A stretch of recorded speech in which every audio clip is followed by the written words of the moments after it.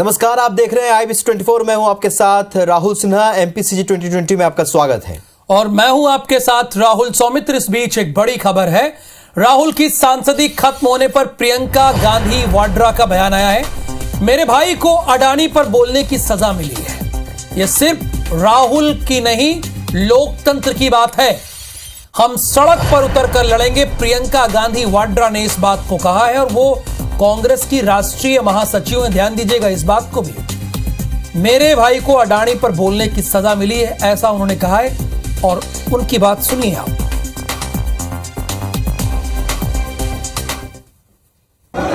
मेरे भाई ने अडानी का मुद्दा उठाया, सवाल पूछे संसद में, इसीलिए ये सब हुआ है। जो केस, जिस केस का स्टे कंप्लेनेंट ने खुद मांगा था, 1 साल से स्टे था, अडानी पे जो भाषण दिया मेरे भाई ने, उसके बाद अचानक उस कंप्लेनेंट ने उस केस को जिंदा क्यों किया? ये सरकार अडानी पे जवाब देना नहीं चाहती, डरती है इन सवालों से, इसलिए ये पूरी प्लानिंग के तहत किया गया है ताकि राहुल जी संसद से निकल जाए। ये राहुल गांधी के बारे में नहीं है सिर्फ, ये इस देश के लोकतंत्र की बात है कि किसी ने सवाल उठाए, आप सवालों के जवाब दे नहीं पाए, तो आपने एक ऐसी साजिश की कि आज आप कह रहे हैं कि वो संसद में अंदर लड़ ही नहीं सकते 6 सालों के लिए। ये लोकतंत्र के लिए एक बहुत बड़ा नुकसानदायक दिन है। हम लड़ेंगे, सड़क पे उतर के लड़ेंगे। तो इसी खबर से जुड़ी खबर छत्तीसगढ़ से है। गुजरात की सूरत कोर्ट से सजा सुनाए जाने के अगले ही दिन राहुल गांधी को एक और बड़ा झटका लगा। राहुल गांधी की संसद सदस्यता रद्द कर दी गई है और लोकसभा सचिवालय से इस बारे में पत्र जारी किया गया, जिसे लेकर रायपुर में कांग्रेस भाजपा में तीखी प्रतिक्रिया देखने को मिली। मामले पर मुख्यमंत्री भूपेश बघेल ने कहा कि भारत जोड़ो यात्रा की सफलता से भाजपा डर गई है, जिसे लेकर यह सब किया जा रहा है। इधर पूर्व मुख्यमंत्री डॉक्टर रमन सिंह ने कहा कि राहुल गांधी ने मोदी समाज के खिलाफ अमर्यादित टिप्पणी की थी। राहुल गांधी के अहंकार ने प्रधानमंत्री की गरिमा को तार तार किया। राहुल अगर कोर्ट में माफी मांग लेते तो ये स्थिति नहीं होती। इससे पहले भी राहुल ने प्रेस कॉन्फ्रेंस में संसद के बिल की कॉपी फाड़ के अपमान किया था।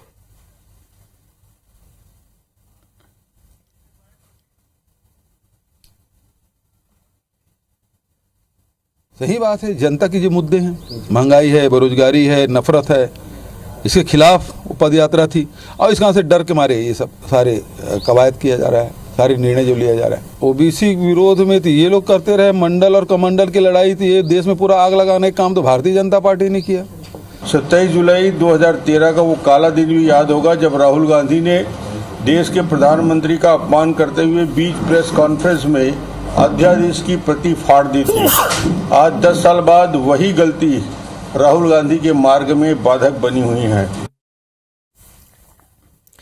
इधर सदस्यता खत्म होने पर भाजपा कांग्रेस कार्यकर्ता आपस में भिड़ गए। कांग्रेस कार्यकर्ता एकात्म परिसर पहुंचे, जहां पर भाजपा कार्यालय के पोस्टर पर कालिख फेंकी।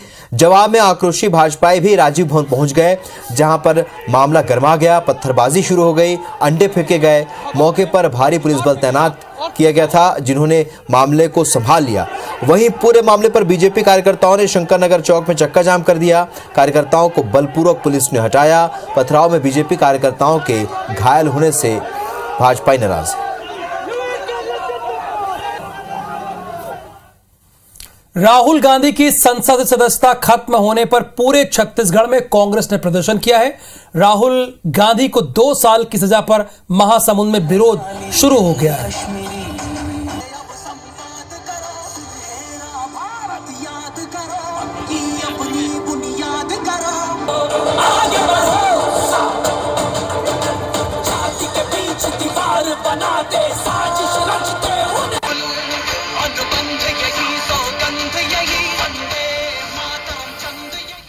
मध्य प्रदेश के मुख्यमंत्री शिवराज सिंह चौहान का बड़ा बयान सामने आया है। केंद्रीय गृह मंत्री अमित शाह के छिंदवाड़ा दौरे को लेकर कहा है कि बीजेपी का फोकस हारी हुई सीटों पर है।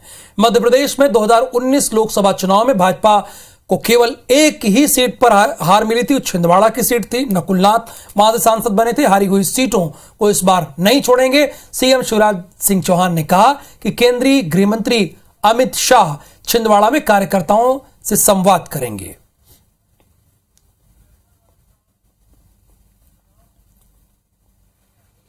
इधर केंद्रीय गृह मंत्री अमित शाह आज जगदलपुर पहुंचे और गृह मंत्री आज रात सीआरपीएफ की 201 कोबरा बटालियन में बिताएंगे। सीआरपीएफ के अधिकारियों और जवानों से बातचीत करेंगे। बता दें कि शनिवार को सीआरपीएफ का 84वां स्थापना दिवस है। रेजिंग डे परेड में अमित शाह शामिल होंगे। तो बस्तर में सीआरपीएफ अपना 84वां स्थापना दिवस मना रही है और सीआरपीएफ के महानिदेशक सुजय लाल थाउसेन ने पत्रकारों से कहा कि सीआरपीएफ के अंदर नक्सल मोर्चे पर बेहतर काम कर रही है और छत्तीसगढ़ में सीआरपीएफ की 38 बटालियन तैनात है। बिहार झारखंड के बाद जल्द ही बस्तर भी नक्सल मुक्त हो जाएगा। नक्सलियों पर ड्रोन एयर स्ट्राइक के जरिए हमले के आरोपों को खारिज करते हुए कहा कि न तो वर्तमान में ड्रोन के जरिए हमले सीआरपीएफ ने किए हैं और न ही इस तरह की कोई योजना है। राष्ट्रीय पंचायती राज दिवस पर 24 अप्रैल को प्रधानमंत्री नरेंद्र मोदी भोपाल आ रहे हैं। प्रधानमंत्री नरेंद्र मोदी इस अवसर पर यहां पहली बार आयोजित कार्यक्रम को संबोधित और पंचायत के प्रतिनिधियों से बात करेंगे।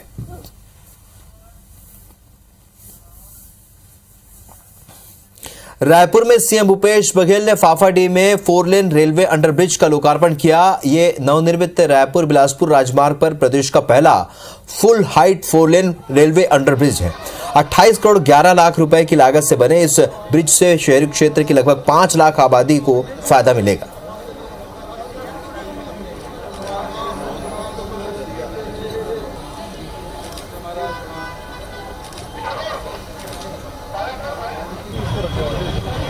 ARM अंडरब्रिज की बहुत दिनों से डिमांड थी और इसके बनने से निश्चित रूप से आसपास के लोगों को, हजारों परिवार को उसको सुविधा मिलेगी। नगरवासियों को बधाई देता हूं। साथ ही हमारे पीडब्ल्यूडी मिनिस्टर आदरणीय ताम्रध्वज साहू जी को, स्थानीय विधायक भाई कुलदीप जी, आदरणीय विकास उपाध्याय जी, एजाज ढेबर जी और यहाँ के पार्षद दोनों को भी मैं बधाई देता हूं।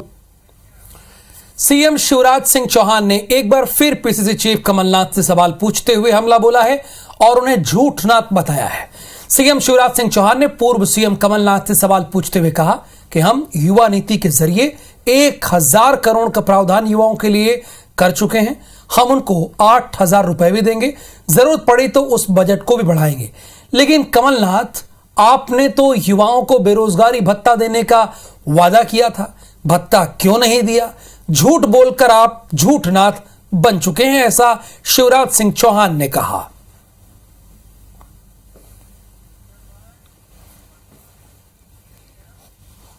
इधर छत्तीसगढ़ के मुख्यमंत्री भूपेश बघेल ने एक बड़ी पहल करते हुए अलग अलग राज्यों के मुख्यमंत्री को पत्र लिखा है।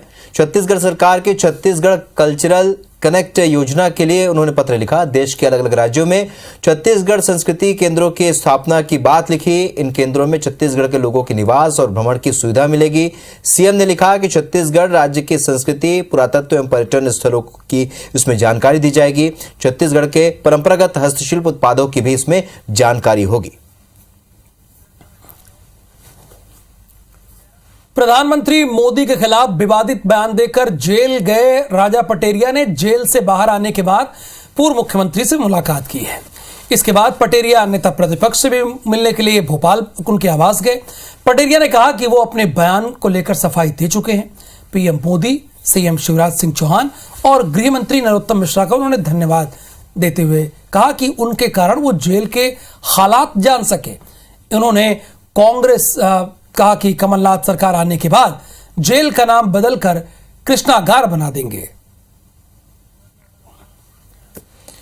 छत्तीसगढ़ में आम आदमी पार्टी ने मेगा सदस्यता अभियान की तैयारी शुरू कर दी है। अभियान को लेकर आम आदमी पार्टी के राष्ट्रीय संगठन महामंत्री संदीप पाठक ने कहा कि छत्तीसगढ़ में अरविंद केजरीवाल और भगवंत मान के कार्यकर्ता सम्मेलन में आने के बाद से छत्तीसगढ़ के लोग आपसे आम आदमी पार्टी से जुड़ना चाहते हैं। छत्तीसगढ़ के हर गांव में जाकर लोगों को आम आदमी पार्टी से जोड़ने का प्रयास करेंगे।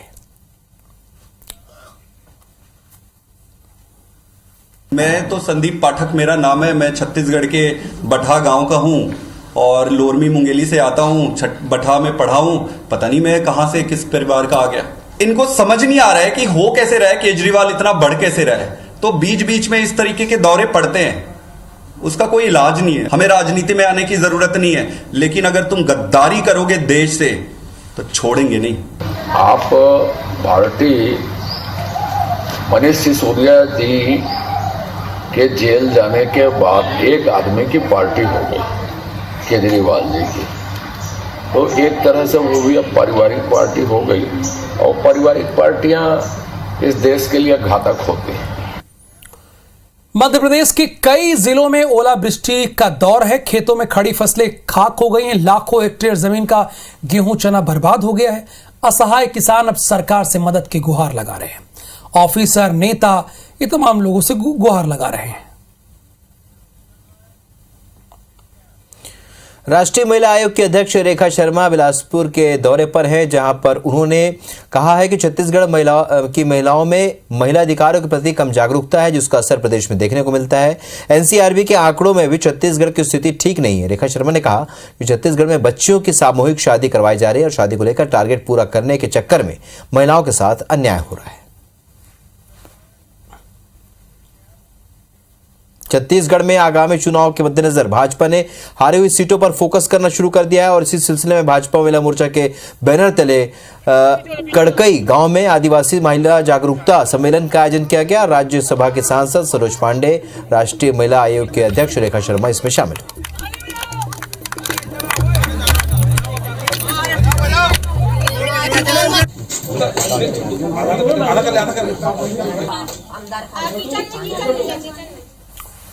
मध्य प्रदेश में सीएम शिवराज सिंह चौहान सरकार के 3 साल पूरे होने का बीजेपी जश्न मनाएगी। बीजेपी आयोजनों की श्रृंखला शुरू करने जा रही है। प्रदेश व्यापी कार्यक्रमों में सरकार की उपलब्धियों से जन जन को अवगत कराया जाएगा। 6 अप्रैल तक प्रदेश में सरकार की उपलब्धियों का प्रचार और प्रसार होगा। छत्तीसगढ़ के सरगुजा संभाग में आज भूकंप के झटके महसूस किए गए। सुबह करीब 10:31 पर 5 सेकंड तक धरती हिली। भूकंप का झटका महसूस होते ही दहशतज़दा लोग घरों से बाहर आ गए।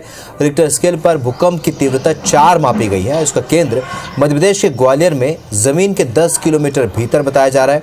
भूकंप के झटके से कुछ मकानों और कई स्कूल भवन में दरार की भी खबर है।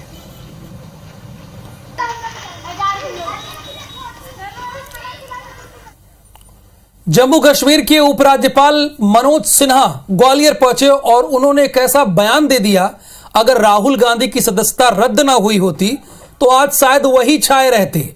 महात्मा गांधी के पास कोई डिग्री नहीं है, ये कह रहे हैं। बहुत पढ़े लिखे लोगों को यह भ्रांति है कि गांधी जी के पास लॉ की डिग्री थी। अच्छा, खुद मनोज सिन्हा संवैधानिक पद पर हैं। उन्होंने कहा कि गांधी जी सिर्फ हाई स्कूल डिप्लोमा किए थे। कांग्रेस के विधायक कुणाल चौधरी ने मनोज सिन्हा के बयान पर पलटवार किए। इनका बयान दब गया क्योंकि राहुल गांधी की सदस्यता आज रद्द हो गई और आज यही खबर छाई रही। खबर भिलाई से है, जहां पर विधायक देवेंद्र यादव के समर्थक रहे और भिलाई निगम के जोन 4 के अध्यक्ष भूपेंद्र यादव ने कांग्रेस पार्टी से इस्तीफा दे दिया। हालांकि उन्हें कांग्रेस नेताओं ने मनाने की कोशिश की, लेकिन वे नहीं माने। बताया जा रहा है कि निगम के जोन में जो काम चल रहा है और जो काम आवंटित किया जा रहा है उसमें जोन अध्यक्षों का दखल नहीं होता। खबर यह भी है कि निगम के 2 और जोन अध्यक्ष के साथ कांग्रेस से आधा दर्जन से भी ज्यादा पार्षद इस्तीफा देने की तैयारी में हैं। भगोड़े अमृतपाल को लेकर ये खबर है। उसके समर्थन में रायपुर में कुछ लोगों ने रैली निकालकर माहौल बिगाड़ने की कोशिश की और इस बीच रायपुर सहित सिख समुदाय के लोग देश की आन बान शान को लेकर खड़े हो गए। इस वीडियो में सिख समुदाय के लोग भगत सिंह चौक में खड़े होकर भारत माता की जय और देश का नहीं वो हमारे धर्म का नहीं, मेरा अभिमान मेरा हिंदुस्तान जैसे देशभक्ति के नारे भी लगाए। जो हमारे देश का नहीं वो हमारे। अब जो कल कड़ी कार्रवाई हुई उसके बाद यह प्रदर्शन हुआ है। बहरहाल रायसेन जिले के गैरतगंज की एक बेटी बीते 2 साल से स्वाभिमान की लड़ाई के लिए दर दर भटक रही है। पीड़ित महिला का कहना है कि ससुराल पक्ष के लोगों ने पहले तो उसे दहेज के लिए प्रताड़ित किया, जिसे तंग आकर वो अपने मायके लौट आई। महासमुंद में पिछड़ी जनजाति भुंजिया समाज के लोग पिछले 20 मार्च से अनिश्चितकालीन भूख हड़ताल पर बैठे हैं। सरकार ने 2019 में विशेष पिछड़ी जनजाति के पढ़े लिखे युवाओं को नौकरी देने का फैसला लिया था। इस संबंध में समाज के 95 युवा वर्ग 3 के लिए पात्र हैं, लेकिन प्रशासन महज 10 लोगों को नौकरी देना चाह रही है, जो कि हमें माने नहीं, ये कहना है। शिवपुरी में दिन दहाड़े चोरी का मामला सामने आया। पीड़ित बृजमोहन सोलंकी करैरा बाजार में अपनी बेटी के पक्ष में प्रोग्राम के लिए गहने खरीदने आए थे। 60,000 के सोने चांदी के गहने खरीदकर उन्होंने बाइक के बैग में रख लिए थे। करैरा से रवाना होते समय चोर ने बैग से गहनों की थाली निकाल ली और रफूचक्कर हो गया। दुर्ग में शिक्षा व्यवस्था चरमराती हुई नजर आ रही है। कोरोना के बाद से जिले के 50 से भी ज्यादा स्कूलों में ताला लटक चुका है। इसका सबसे ज्यादा असर आरटीई पर पड़ रहा है, जिससे गरीब बच्चे आरक्षित सीटों पर पढ़ाई कर सकें। लेकिन महामारी कोरोना संक्रमण के कारण दुर्ग में स्कूल संचालकों ने स्कूल चलाने में असमर्थता जताई और मान्यता खत्म करने के लिए आवेदन दिया। मध्य प्रदेश में एक बार फिर कोरोना के मामलों में इजाफा हुआ है। प्रदेश में 15 नए पॉजिटिव केस मिले। इसके बाद अब प्रदेश में संक्रमितों की संख्या 47 हो गई। सबसे ज्यादा 27 केस इंदौर में सामने आए हैं। कवर्धा में जिले के कई गांवों के लगभग 13,000 से भी ज्यादा बच्चे कुपोषण का शिकार हैं। महिला बाल विकास विभाग से मिली जानकारी के मुताबिक दिसंबर 2022 में जिले के 88,000 बच्चों पर सर्वे किया गया था, जिनमें से करीब 13,000 बच्चे कुपोषित पाए गए। ग्वालियर में एक कोचिंग सेंटर के बाहर फायरिंग होने से सनसनी फैल गई। फायरिंग का आरोप एक पूर्व छात्र पर ही लगा है।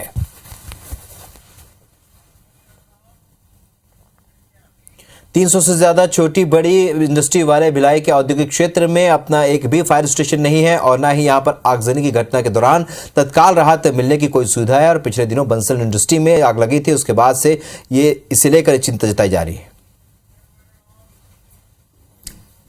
जबलपुर में पुण्य सलीला मां नर्मदा की गौरी घाट तट पर जल्द ही विश्व स्तरीय लाइट एंड साउंड शो का अद्भुत नजारा आप देख सकेंगे। आज चैत्र नवरात्रि का तीसरा दिन है और देश भर में मां चंद्रघंटा की पूजा की गई। रायपुर के जेल रोड स्थित मां चामुंडा देवी मंदिर में भी भक्तों की भीड़ नजर आई। 4 तस्वीरें आप देख रहे हैं छत्तीसगढ़ के अलग अलग शहरों की, रायपुर, पेंड्रा, भिलाई और जांजगीर चांपा की।